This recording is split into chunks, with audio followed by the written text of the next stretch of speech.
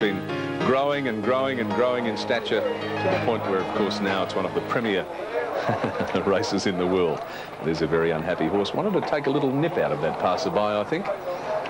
And sometimes they don't like being locked up in the stall. They're not there for very long before they get out to the racetrack. And speaking of the horses, I mentioned earlier the strappers do a beautiful job of turning out the horses, and they like to dress up for the day too. Here's Michelle. Well, Stakes Day is traditionally family day. It's a day where the family gets dressed up, the kids get dressed up, but we caught up with two kids today that took it one step further.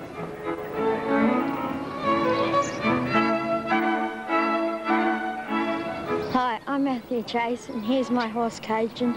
I've came to Stakes Day today with him dressed up in tails, his pants, his binoculars, his ties and that. My name's Laura Malathi and my horse is named Princess, and she's dressed up in a hat, high heels, socks and a dress.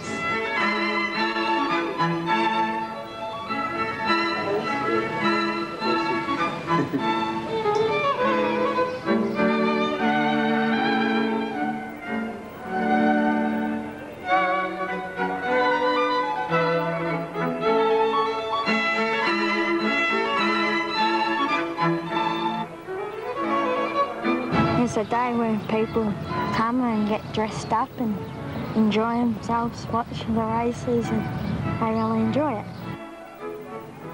Yeah, well, the kids obviously had a good time doing it, but judging by the look on Cajun and Princess's face, I don't think they were all that fussed.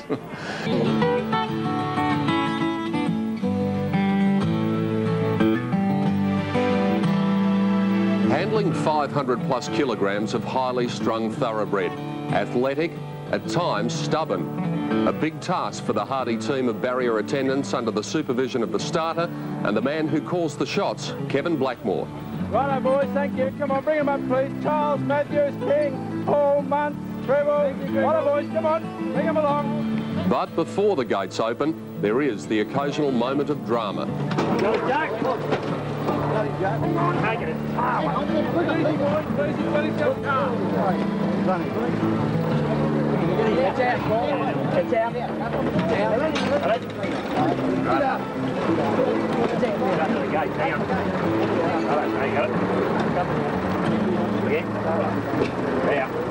Whilst our racecourses now provide us with all the comforts of home, there's nothing relaxing about being perched in the starting gates, metal struts and flaring nostrils all around, making sure that when they jump, they all jump together.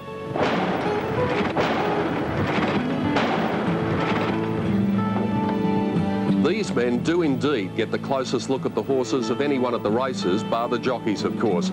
But their job means that by day's end, they'll be lucky to have seen one race finish.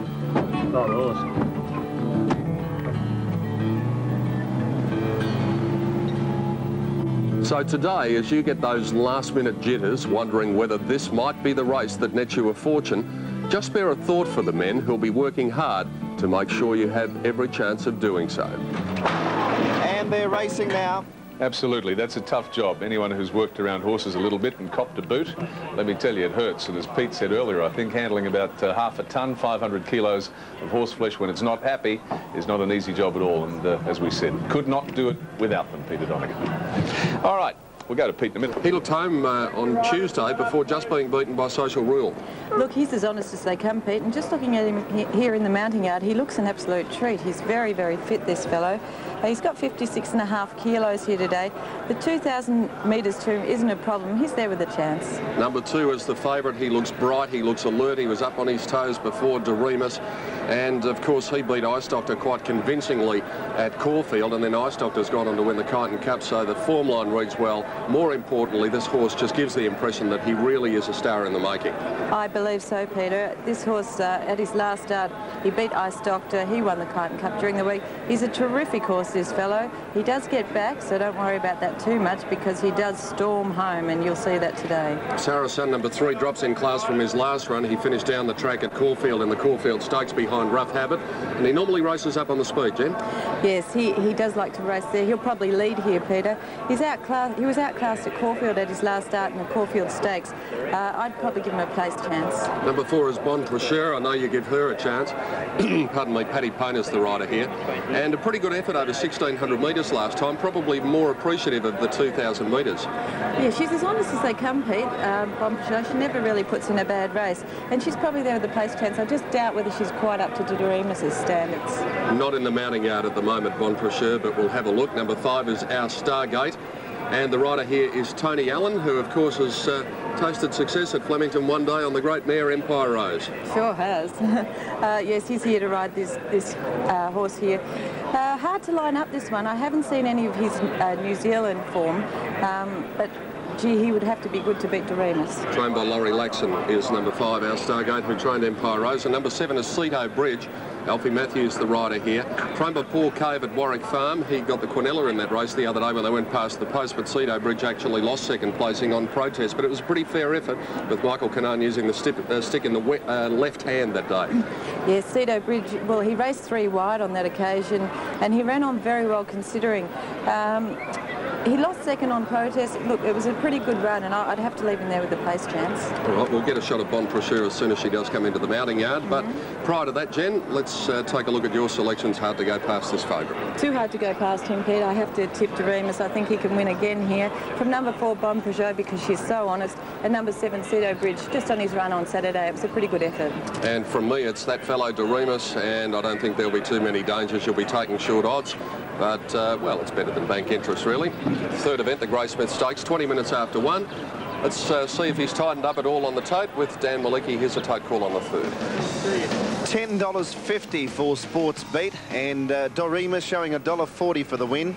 Saracen $15.30, Bon Precheur $10.70, Our Stargate $21.50, Indy Raj $40.10, Ceto Bridge $16, Twin Oak is showing $45 even.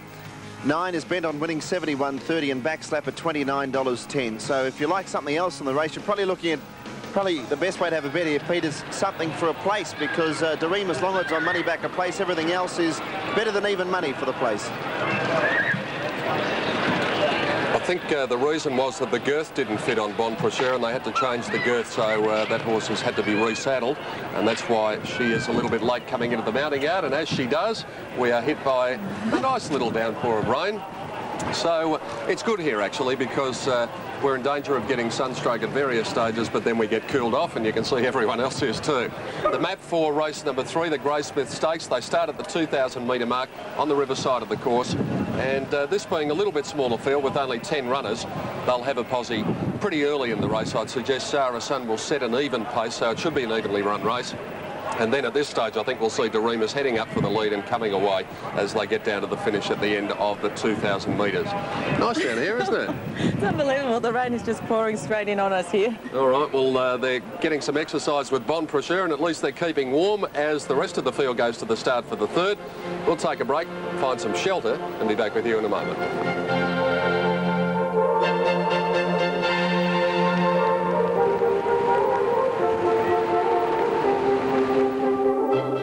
When live.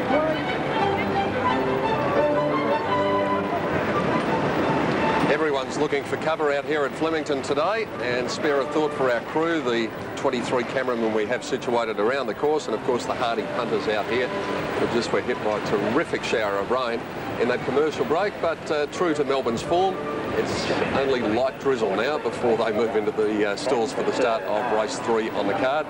Bigsy and all the boys out there, congratulations to our cameramen on the job they've done. Yeah, give us away, Bigsy. And they have done a marvellous job the first 3 days, sometimes under difficult conditions. We've got a riding change in the 4th event, number 7, Strike High. The rider here, Preble, B. Preble on number 7, Strike High in race 4. Getting set quickly here for the 3rd, up to Dan Malicki and Gary Willits in the commentary box. Well, Peter, that shower will make a bit of difference to this track. It was pretty heavy up here. You know, it came down and you could see people running for cover. But, gee, Doremus certainly looks a good going to the straight. It's interesting, number 5, Our Stargate, the New Zealander.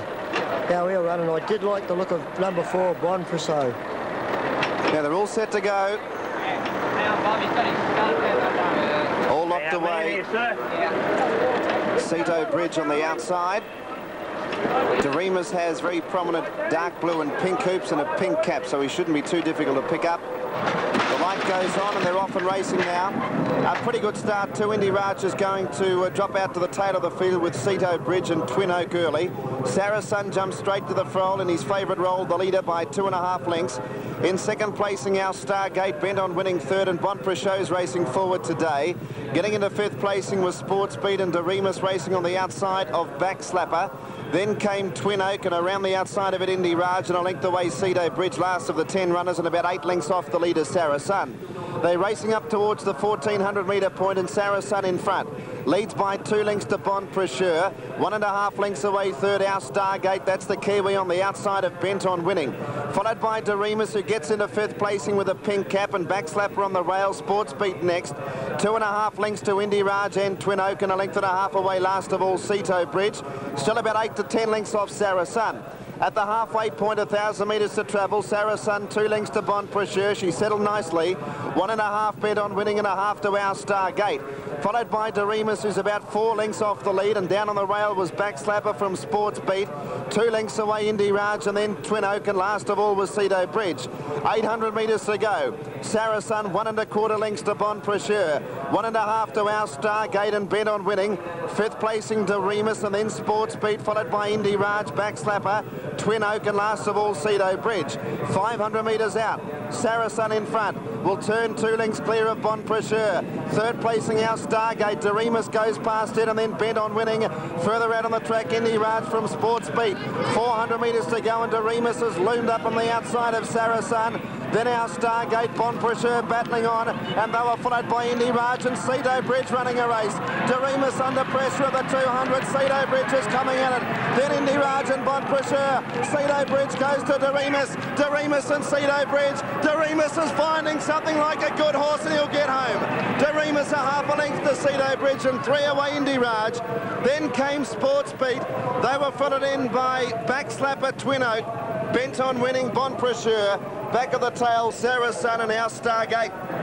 Well, he really had to dig deep and find some reserves there, because Ceto Bridge had him at the furlong, but he did fight back, and that is one trait of a pretty good horse. Very good horse, but you know, here's this great rider again. He just seemed to be able to pick this horse up. Definitely looked like Ceto Bridge had his measure.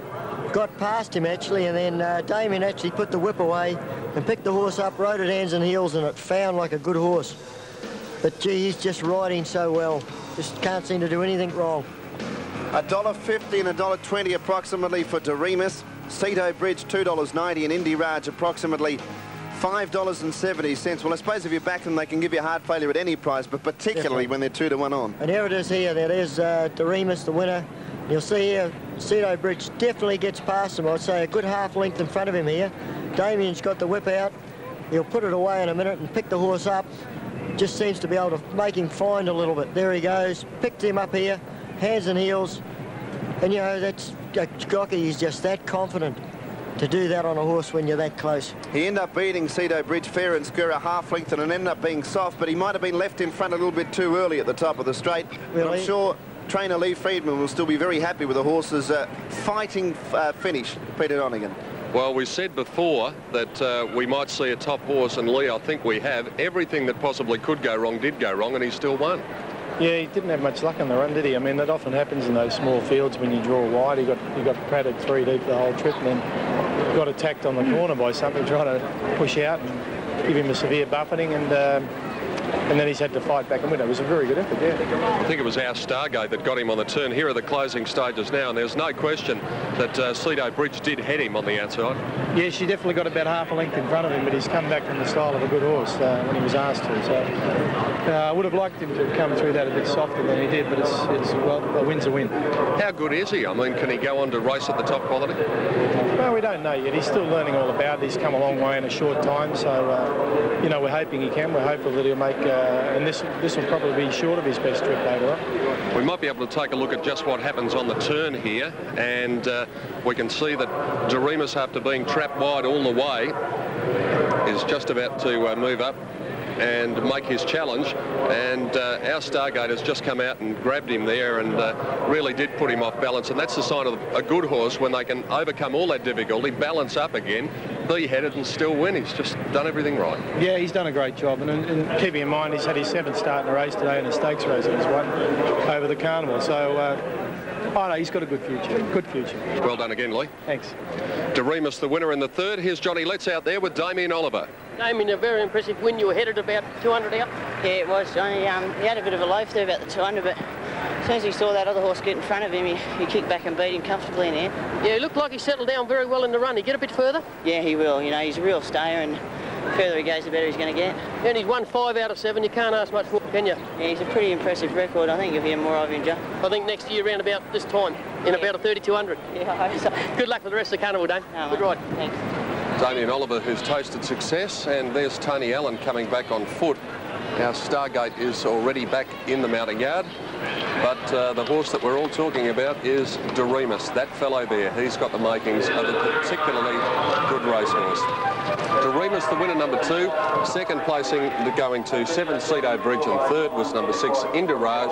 4th home Sports Beat, 5th home Backslapper. Time 2:03.5. Back to Flemington shortly on the final day of the 1994 VRC Spring Carnival. 2nd, number 7, Cedo Bridge at 290. He's definitely one worth following. He's very much an improved horse, Cedo Bridge. Indiraj, $5.70. Quinella, $9.60. Trifecta, $170.30. Race to race double paid $25 even. The margins were a long neck by 2 lengths, and the time 2 minutes 3.5. 4th in was number 1, and that was Sports Beat, and 5th home was horse number 10. So the odds-on favourite getting the money, DeRemus in race 3. He's got a most impressive record at this venue with 4 wins from 6 starts. Has opened up $5.30 for the win. Irish Rort, $12 even. Bullwinkle, $4.20. Jegabar, $3.60. Booked, $38.40. NASA Biddy certainly has come up way overs on the toe. Very surprising, $8.80. Strike High, $15. Long Tan, $10.80. Number 9, Bar High, $52.30. Sky Angel, $27.20. Down to Elaine's Shadow, number 14, at $67.70. Bonamici, $44.80. And the favourite in the race is Jegabar, has opened up $3.70. So a field of 12 running, we're -3 scratchings, 11, 12 and 13 are out. OK, Dan, and early betting going on now in race 4, the Queen Elizabeth Stakes. We've got a celebrity race coming up here, and it's for the trainers who have made the transition from being a jockey. And these runners are parading now. We've got Craig Conran aboard Kiwi Golfer, number 1. There's number 5, Mark Riley, aboard Prendy. And he's carrying his colours. There's Craig Conran aboard Kiwi Golfer.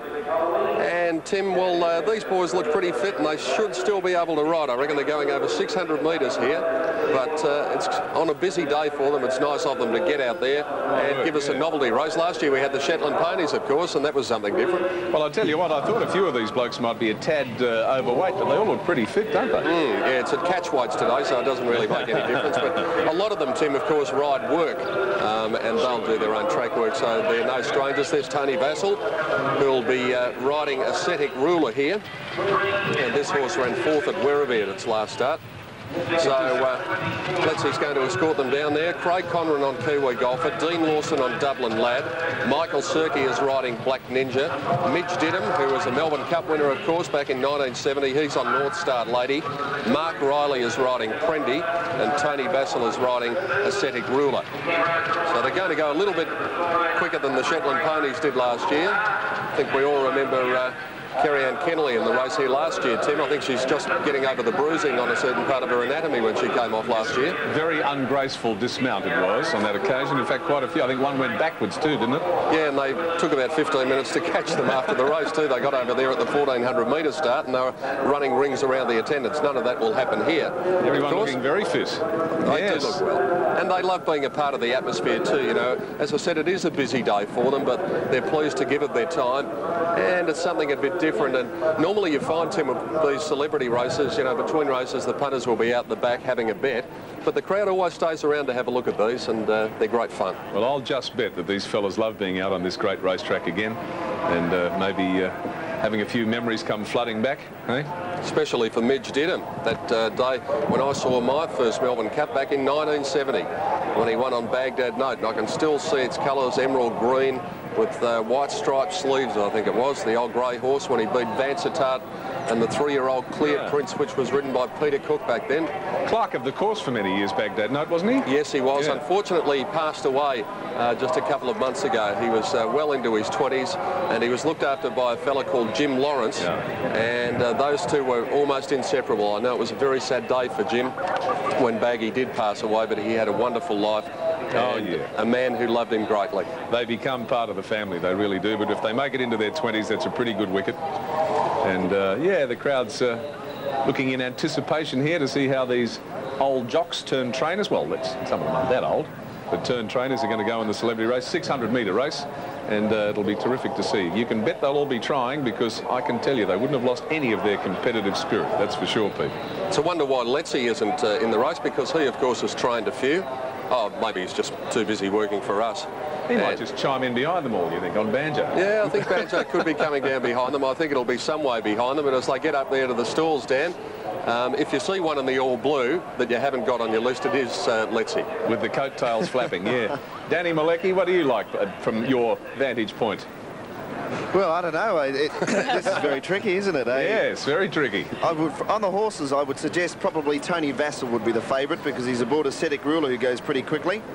So I would suggest Tony the favourite, but this is a standing start. There's no barrier stalls, so they'll all start fleet-footed or flat-footed, I should say. Be a bit of shifty stuff going on. Will there what? So we should really cross down to Terry and get a market for this. This would be very interesting. I think Terry's probably busy at the moment, judging by his performance over the last couple of days. I tell you what, Peter, Midgie Didham looks pretty fit. He does look fit. Doesn't look much different from when I was riding against him. Yeah, some great memories, Gary, of his day here 24 years ago, as we said. There's Craig Conran, who, of course, has been associated with some pretty handy horses over the year. Won a Sandown Cup a couple of years ago. Now, they are getting set. Standing start. And they're going to come down the outside of the track by the looks of it. See, they know where the best going is. All old-timers have done their homework. They've walked the track all right. Midge Didham in the blue colours with the red and gold hoop sleeves, and they're off. They're off. Well, I don't know about that being a fair old start, but Prendy got out pretty well for Mark Riley, and Mark's coming down the grandstand side of the rail. He's bringing Mick Sirky and Black Ninja with him. A Cetic Ruler, Tony Vassal's pretty keen. He's got it under the whip after 100 yards, and then came Midge Didham on North Star Lady, Craig Conran on Kiwi Golfer, and a break back in the field then to Dean Lawson and Dublin Ladders. They come down to the 200. Mark Riley, the leader, coming at it now is Tony Vassal. Tony Vassal's ridden this at Treat-Eyed. Grab the lead, Tony Vassal, and the fave's going to get up. Tony Vassal on a Cetic Ruler draws away to beat Mark Riley and Prendy. Mick Sirky and Black Ninja third, then Mitch Didham and North Star Lady. Oh, Dean Lawson nearly had a tumble there on Dublin Lad. It slipped and nearly fell over past the post, and Craig Conran and Kiwi Golfer. Well, he gave him a fair old start, Tony Vassal, on a Cetic Ruler, but by golly, wasn't he keen to win? I reckon a bit of money must have been going on between these guys down the start. Who was going to win? A few old Tazzano tickets, I think, on there.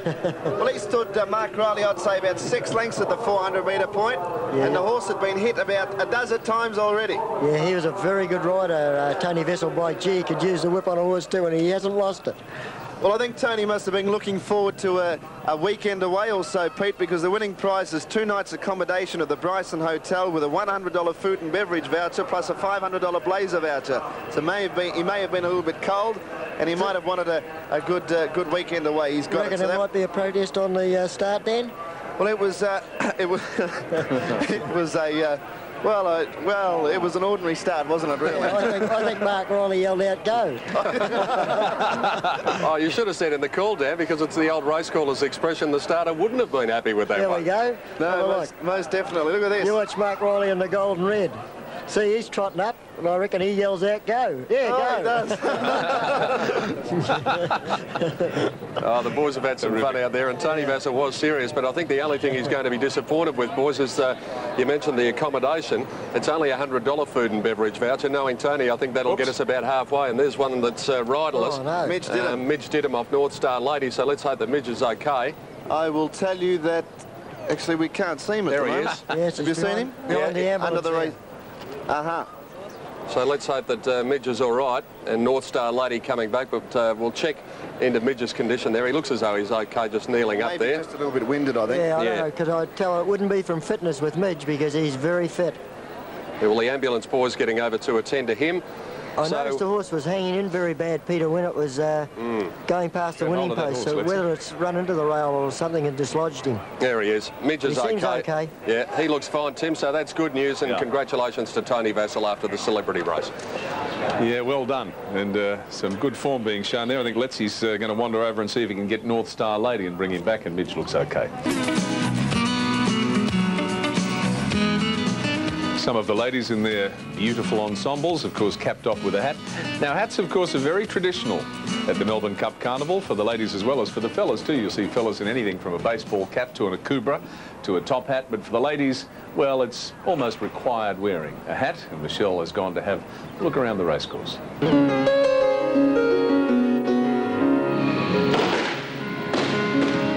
Jockeys have to be able to rebound harder than a squash ball because racing can be a fickle business. Yesterday's top apprentice can be today's forgotten hero. And when you're down, sometimes it's hard to break the perception.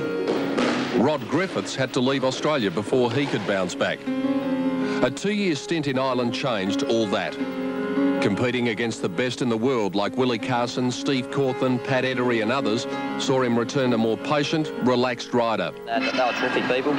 Steve was a great bloke. He, I used to talk to him all the time in the sauna, and Willie Carson, he was more of a joker and messed around. And Lester was serious, but he never any problems at all.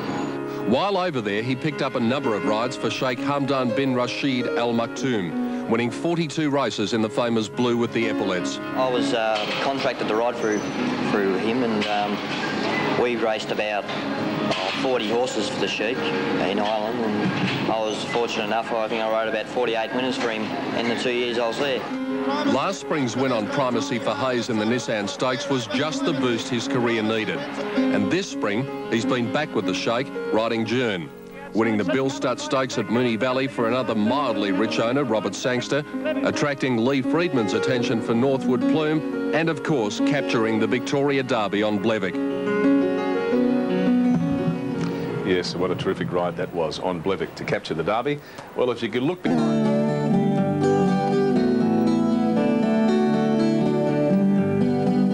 John Maher is a master when it comes to racehorses, carefully placing his horses in races they can win, whether it be a maiden in the bush or the Melbourne Cup or somewhere in between. The Maher stable has one of the best strike rates in the country.